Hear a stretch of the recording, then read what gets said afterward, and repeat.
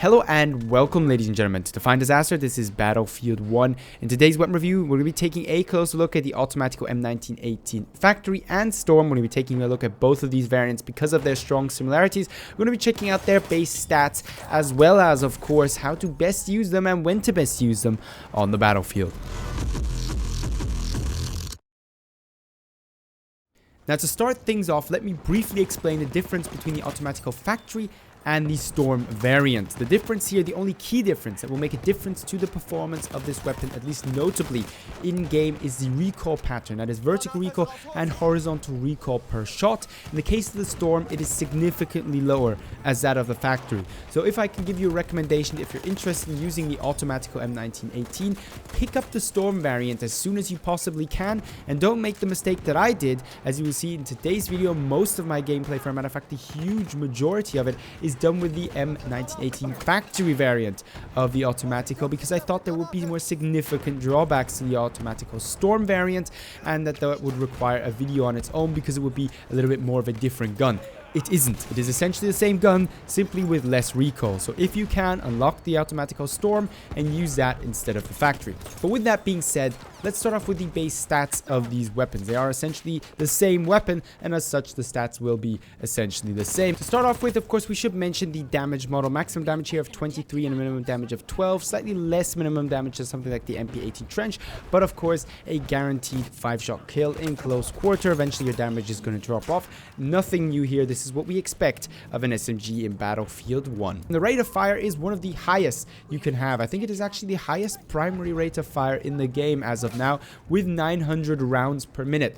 This is the Famas of Battlefield 1. We all know it, we all used it, and we all know it comes with similar drawbacks and advantages. The only difference, of course, here is in Battlefield 1, there is no comparable weapons to this for close quarter other than, of course, a shotgun. The other SMGs have a significantly lower rate of fire. This is like going up against a Hellriegel or something like an MP18 Trench is similar to going up against something like a SAR 21 with a Famas or AS Val in Battlefield 1. This is how strong the damage difference really is between the guns. So unless you're completely incapable or your enemy is just a god at the game, you will be winning close quarter firefights reliably with the Automatico M1918.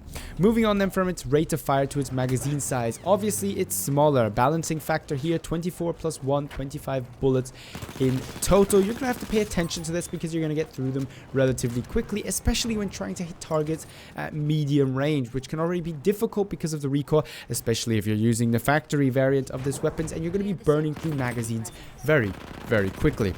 Moving on then next to the reload times. Given you're going to have to reload relatively frequently, how bad is it? And similar to the Famas in Battlefield 4, I'm sorry if I'm making too many comparisons with that weapon, but it is so similar in so many aspects.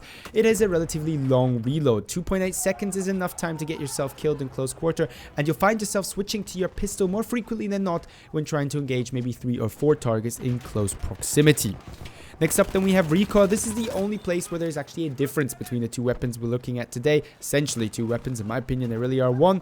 In the case of the Automatico M1918 Factory, we have vertical recoil of 0.44 and an equal pull to the left and right at 0.4. Hefty recoil, very difficult to control, especially when aiming down sight, because the iron sights on this gun are not ideal, especially given that your magazine is in the way. So it's difficult to track targets, especially when they slip behind your magazine. You're suddenly gone and lost forever. You're going to have difficulties controlling this recoil, and it's not very ideal for tap firing either because of the high first shot recoil multiplier of 2.65.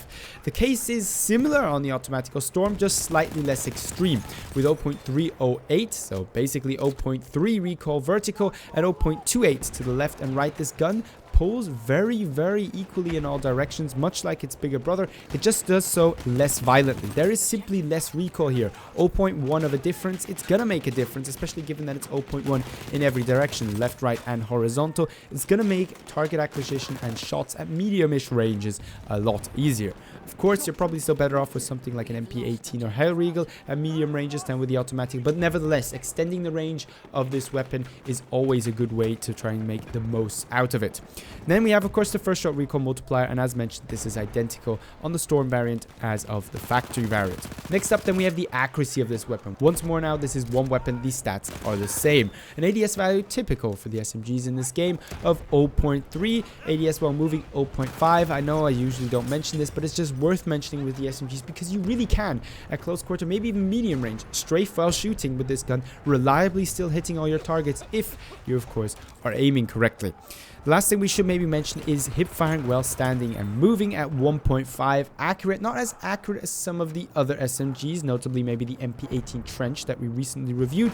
That at 1.001 is a little bit more accurate, but plenty for close quarter combat. And you have the fire rate to make up for the one shot that you may miss hip firing in close quarter. So hip fire to all your heart's content. It's going to be probably a better way than using the difficult to use iron sights at anything other than a little bit further away targets. Now, with that being said, what else is there to say about the Automatico? It's obviously a close quarter beast. You should be using it exclusively in close quarter, and usually I would say this is a TDM dominations gun.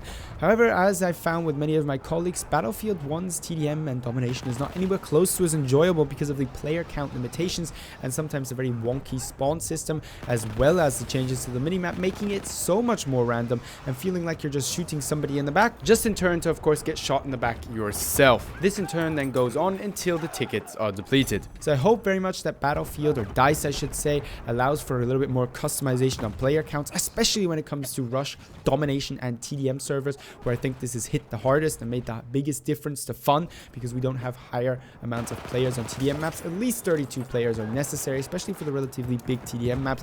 So for now, I can't really recommend this gun for TDM because nobody really plays TDM. If you do, feel free to use it for TDM. Otherwise, try to get on objectives in Conquest or Operations. Try to keep it close quarter. Very much using this gun on, for example, some Quentin Scar in the first 2 operation objectives in the trenches is an ideal situation to be in because everything there is close quarter and you can just mow them down one after another. Then last but not least, we have the attachments, or how you should run this gun from the options that, of course, you do have available. Unlike Battlefield 4, they are very limited, but we're still going to cover the few that we have for the sake of keeping the tradition running.